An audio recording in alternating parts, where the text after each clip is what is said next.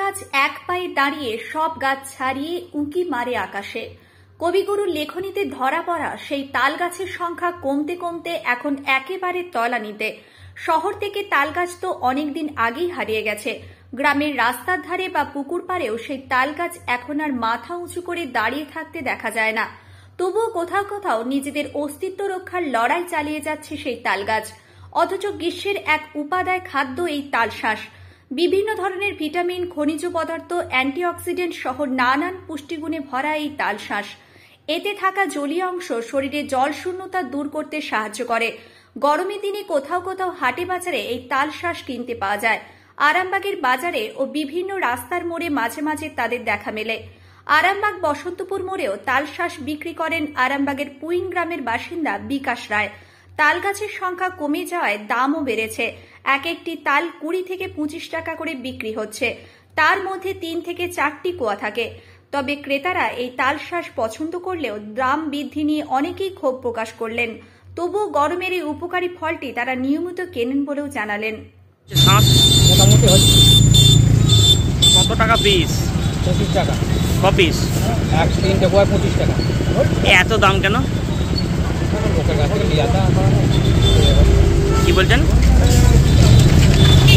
আপনাদের গাছ আছে? হ্যাঁ, পাশের ঘরে গাছ আছে। কতদিন ধরে বিক্রি করছেন?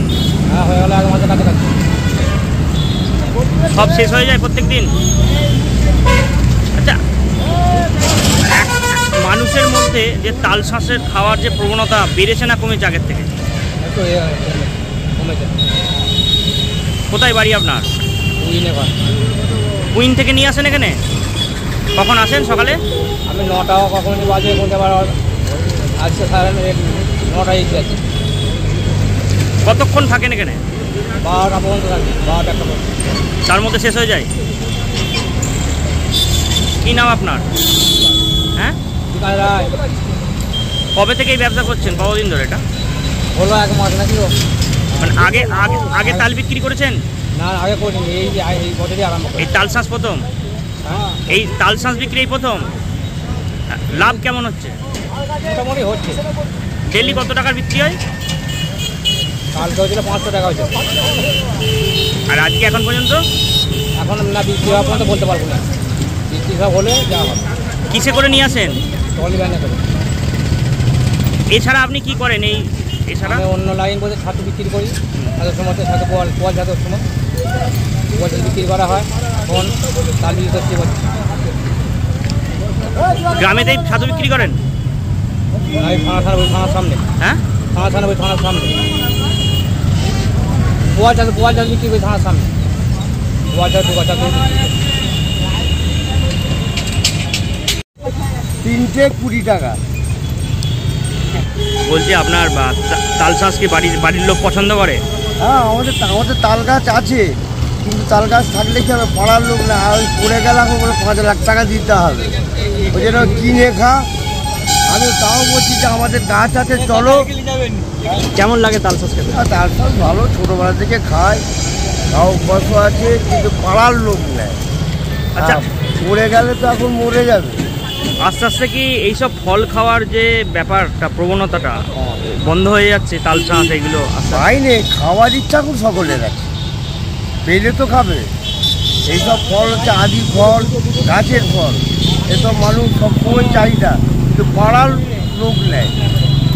হ্যাঁ, ওই এনে বিক্রি করছে 3 পিস, 3টে কোয়া 20 টাকা।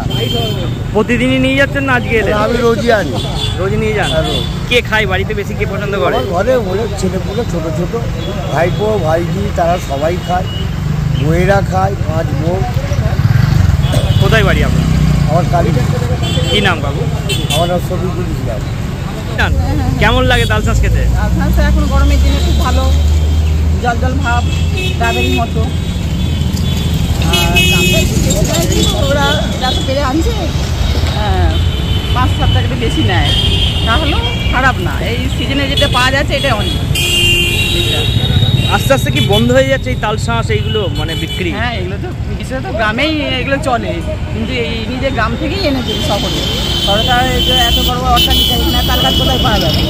গ্রাম থেকে নিয়ে বিক্রি করছে, একটু দাম নেয় তো কি আর হবে, কিন্তু জিনিসটা পাচ্ছে এটাই অনেক। কোথায় বাড়ি আপনার? আমার বাড়ি আরামবাগের মধ্যে। কি নাম আপনার? আমার হচ্ছে সুপ্রভা মন্দির। কতগুলো নিচ্ছেন? আমি নিচ্ছি 4টে।